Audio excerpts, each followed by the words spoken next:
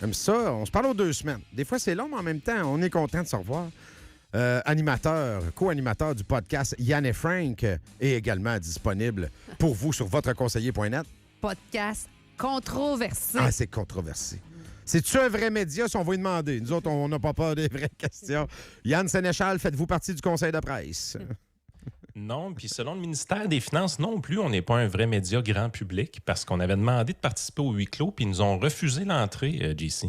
Ça, il va falloir adresser ça à un moment donné. Là. Puis tu sais, même nous, qui est censé, là, on a une licence FM, là, on est censé être dans la liste, on se fait blackbouler. Fait imagine vous autres. Vous êtes même pas proches, là. Mais c'est capoté, pourtant... hein, de refuser d'entendre des voix. Vous n'êtes pas un podcast qui fait de la diffamation, des menaces de mort.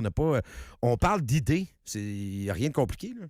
Puis on nous dit qu'on n'est pas un média de grand public. C'est pour ça que le ministère des Finances nous a refusé l'entrée au huis clos.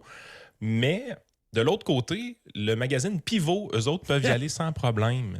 Puis pourtant, Pivot, c'est très, très, très à gauche. C'est financé par le gouvernement et des syndicats. Et eux autres, c'est pas un grand problème. Puis je suis pas mal sûr que tes auditeurs, je leur dis qu'il y a des journalistes qui travaillent pour Pivot puis ils savent même pas c'est quoi. Mais eux autres sont suffisamment grand public pour y aller, par contre. Je sais c'est quoi par la fesse du bout de l'extrémité, là, Yann. Là, j'ai jamais lu ça de ma vie. Ben, c'est ça. Mais eux autres sont dans la bonne gang. Si t'es à gauche, tu peux avoir 50 lecteurs puis être considéré comme un vrai média. Mais si t'es à droite, même si t'en as des dizaines de milliers, non, t'es pas considéré comme grand public. Et puis là, on nous sort le conseil de presse ultra subventionné, le conseil de presse qui donne des blâmes à tout le monde, même à ses non-membres. C'est une farce, là. Tout ça est une farce. Hey, jason de ce qui s'est passé. Est-ce que j'exagère? J'aime ça, jaser avec toi. T'es un gars posé, puis terre à terre, puis t'es pas quelqu'un qui s'emporte rapidement. Quoi que je t'ai déjà vu, mais... mais est-ce que j'exagère? Moi, depuis qu'on a affaire à un gouvernement majoritaire libéral avec toute la magouille puis le grappillage qui s'est fait dans les derniers mois, moi, je considère qu'on a ici, chez nous, un coup d'État non violent. On est maintenant capable de s'aligner à côté des républiques de bananes. Est-ce que j'exagère? Ben écoute, sans exagérer, il y a une chose qui est vraie dans ce que tu dis, c'est que le cynisme de la population vient d'augmenter à vitesse grand V.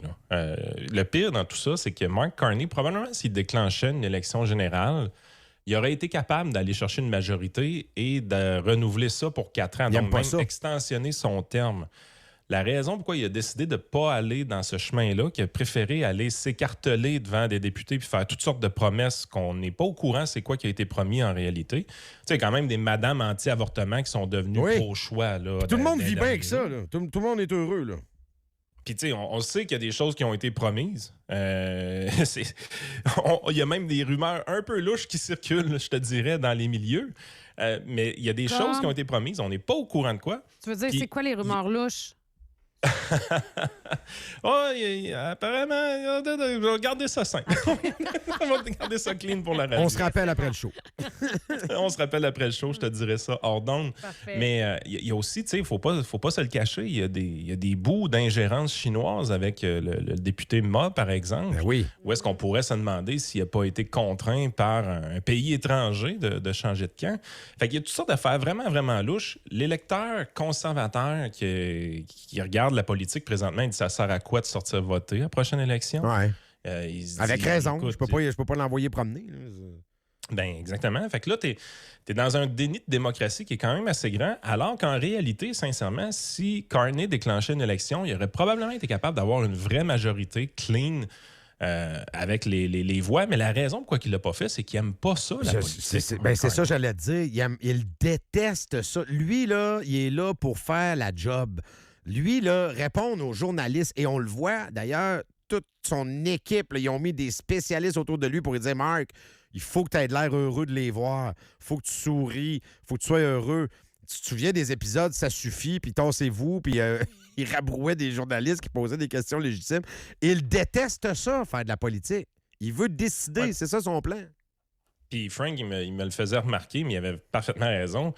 il veut un peu être comme Donald Trump. Parce que Donald Trump, il n'a pas besoin de siéger en chambre. Il n'a pas besoin de... Tu sais, s'il veut quelque chose, Donald Trump, il cale les gens pour qu'ils viennent au bureau aval. Exact. Mark Carney, le seul bout qui l'intéresse d'être premier ministre, c'est de faire le tour de la planète puis aller rencontrer les dignitaires des autres pays. Quand il est obligé de revenir au pays pour dire « Ah oui, Madame Gladu, on est content de vous avoir dans notre parti. » T'as pas l'impression que ça y tente tant que ça de faire ça, sincèrement? Ben, j'ai pas tant que ça. Ça y tente zéro de faire ça. Ce qu'il veut faire, c'est implanter ses affaires. Puis moi, je ne peux m'empêcher de penser à Brookfield, qu'il suit à peu près à 3 jours d'avis dans tous ses voyages. Depuis qu'il fait le tour du monde, tu as toujours Brookfield qui investit des affaires puis des affaires massives, là, des investissements gigantesques de milliards de dollars à peu près partout où il est passé. Mais ça, c'est l'autre question. On parlait de médias, on va y revenir, on boucle la boucle. Les médias sont où? Hey, les affaires de Brookfield, là, c'est pas des affaires de conspi sur un site bizarre. Là. Gabriel Hardy en parle à tous les 2 jours en chambre. Ben en fait, on dit souvent, si tu veux voir si tu as affaire à une vraie démocratie ou à un pays de cul, regarde à qui pose les questions du côté des médias. Puis ce qu'on se rend compte, c'est que nos médias au pays, présentement, questionnent l'opposition, ne questionnent pas le gouvernement en place. Ben oui.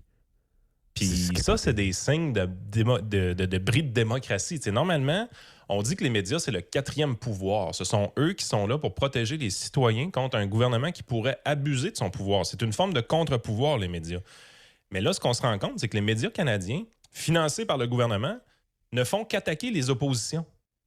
Ben là, à un moment donné, tu te dis, c'est parce que les amis, ça se passe dans des pays louches. Là. Peut-être pas dans les pays 100% autoritaires, là, mais des pays qui sont en voie de devenir autoritaires. C'est de même qu'on fonctionne généralement. Est-ce que vous réalisez que le financement gouvernemental envers les médias conduit à une indulgence de ces médias-là envers le dit gouvernement? Est-ce que vous vous en rendez compte? Au minimum, une autocensure. Là, minimalement, tu as des gens qui vont se retenir de dire des choses en sachant... Puis même pas besoin de commande d'en haut, là, en sachant très bien que, je sais pas, 40 de ton salaire est directement relié au gouvernement.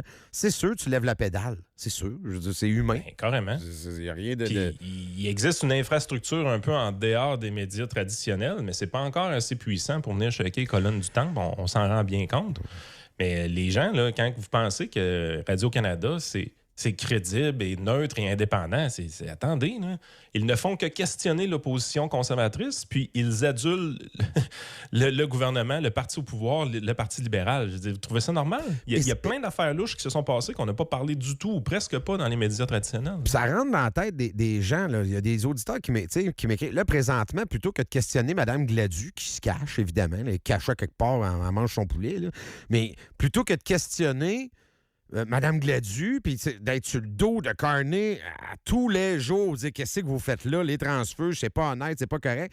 Là, est-ce que c'est Pierre Poilievre qui fait fuir ces gens-là? Hein? Non, la réponse est non, parce qu'en plus, on sort d'une convention conservatrice qui a donné 87 % d'appui à Pierre Poilievre. C'est un très bon score. Fait qu'on n'a pas affaire à un problème de confiance envers Pierre Poilievre. Ce qu'on a à faire, c'est Mark Carney qui voulait tellement pas retourner en élection, qui s'est arrangé pour faire toutes sortes de promesses à des gens un peu louches qui étaient fragiles. Ben, c'est ça qui est arrivé. Monde. Et on n'est pas au courant du contenu des promesses. Moi, c'est le bout qui me freak le plus. Qu'est-ce qui a été promis? Il y a présentement une quinzaine de sièges qui sont ouverts au Sénat. Est-ce que c'est ça qui a été promis à ces gens-là? Ah, bien, ils vont d'abord, en état majoritaire, ils vont reprendre le contrôle des comités parlementaires. Puis ça, vous savez, ça vient de l'argent, là. Tu sais, un comité, un petit 15 000 de plus, un petit 20 000 de plus, participe à 2-3.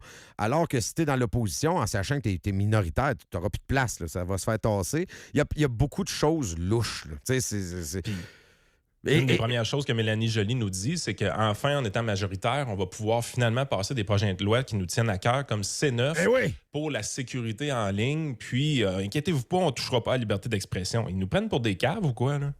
Va-t-il falloir en revenir aux petits fanzines imprimés en cachette pour se dire les vraies affaires? Parce que ça, c'est une autre affaire, là. Moi, j'ai vraiment l'impression que si on suit la voie tracée des libéraux, le seul endroit où on pourra être libre et privé, ça va être en déploguant tous nos réseaux sociaux, là. Ben écoute, on est dans un monde présentement où est-ce qu'on nous dit qu'il faut rattraper l'Union européenne, qu'il faut rattraper l'Australie, puis ainsi de suite, ben oui, au niveau de... Mais là, tu es là, tu te dis, attendez un peu, là, est-ce que tu me parles vraiment de l'Angleterre? Tu me parles vraiment de l'Union européenne puis de l'Australie? C'est des pays qui ont sacrifié leur liberté d'expression pour un faux sentiment de sécurité puis des règles qui font plaisir aux politiciens qui sont quand même assez louches pour le contrôle en ligne. Vous dites qu'on est en retard puis il faut rattraper ces pays-là. Comment ça l'offusque pas les Canadiens? C'est parce que les Canadiens se rendent compte de rien présentement. Ça, c'est l'autre problème. L'inertie populaire, c'est épouvantable. Hey, le monsieur, je sais pas si t'as pogné ça, le Vox Pop, on peut pas le jouer. Ils vont nous envoyer des mises en demeure. Le monsieur, avez-vous gagné votre élection? Oh yes, il est super fier de lui. Pourquoi vous avez voté pour Carney? Hey, je peux pas te le dire. Je saurais pas te dire. Je peux pas te nommer une seule raison. Puis ça, ce qui est fascinant, c'est que c'est une défaite un peu pour le Bloc québécois d'avoir perdu l'élection à Terrebonne. Puis cette défaite-là est quand même assez spéciale parce que, premièrement, c'était un poste qui a été remis en jeu parce que l'élection était trop serrée la dernière fois. Puis, dans un contexte où est-ce qu'il y avait 2 autres partiels, les 2 autres partiels, là, c'est des scores soviétiques, là, ce qui a été fait au niveau des libéraux. Il y a eu une vraie course quand même dans le comté de Terrebonne au Québec, mais de voir la réaction souverainiste et nationaliste de dire c'est la faute à l'immigration, les Mathieu Bock-Côté de ce monde qui ont dérapé complètement dans les derniers 48 heures, moi, ça me fascine énormément parce qu'en réalité, quand tu regardes le résultat du vote, qui est quand même très tight entre les libéraux et les bloquistes, mais tu regardes le comté de Terrebonne au niveau provincial, le PQ est présentement, selon Québec 125, en tête à 55 dans ce comté-là. Non, ce qui est arrivé, là, c'est les boomers ont gagné. Ils ont voté pour leur elbows up, sont super contents. On l'a vu, le monsieur, il ne savait même pas pourquoi. Parce que son chum, il a dit Carney, c'est le mien, puis OK, c'est le mien, moi aussi. Puis alors que le Bloc hier, là, quelle mauvaise lecture. Et qui sont mauvais. Et François Blanchette, qu'il est mauvais. Lui, hier, il s'en va blaster le monde alors qu'il s'en va blaster les conservateurs en disant « Regardez-moi la chute des conservateurs » alors qu'ils ont voté pour lui. Les conservateurs ont renié leur vote. On dit « Regarde, on va le donner au Bloc pour essayer de bloquer les libéraux. » Lui, ils les envoient promener. Tabarouette qu'on n'est pas fort. Là, on n'est pas sur quelque chose de solide. Là. Mais en même temps, le fameux électeur qui a passé, oui, c'est une anecdote. Il ne faut pas se fier nécessairement là-dessus. Mais quand on regarde les chiffres de sondage, autant au niveau provincial que fédéral, il y a un constat qui ressort qui est vraiment frappant.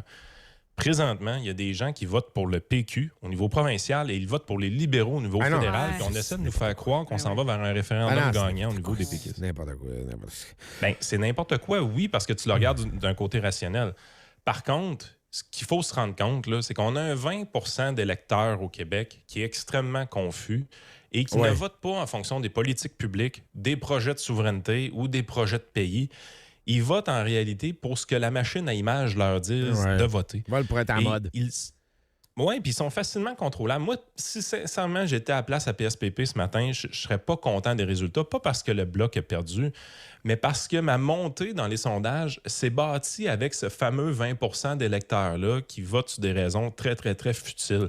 Un 20 d'électeurs qui a déjà appartenu, par exemple, à l'ADQ en 2007. Là. Il y a cette fameuse... Tu sais, à toutes les fois qu'il y a quelque chose d'un peu inexplicable, la vague du NPD, la vague orange qu'on a eue il y a quelques années au niveau fédéral, ben, tu te rends compte que ça part tout le temps d'un genre de 20 de la population qui vote d'une manière complètement weird et qui est extrêmement volatile. Ouais.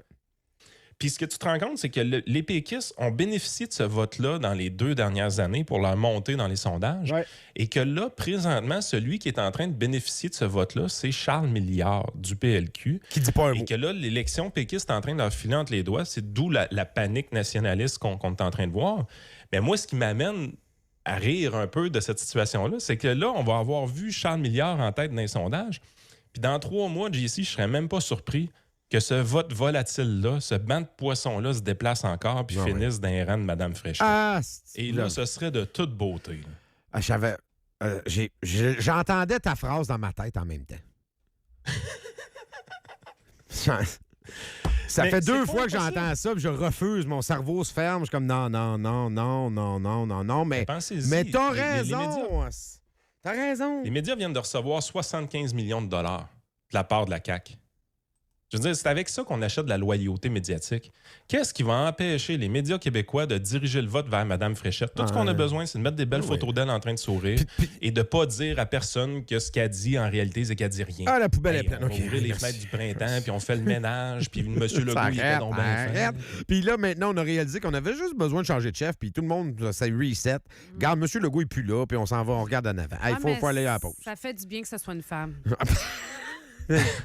Ben, moi, je On suis content. connaît déjà les phrases. Je suis content que ce soit toi qui l'aies dit. Merci, Yann. Il y Ça a fait eu plaisir. Pauline, mais désormais, il y a Christine. Yes, sir. Ça va être beau tantôt. Sortez les confettis. Merci, Yann. Vos brassières roses. Yes. Salut.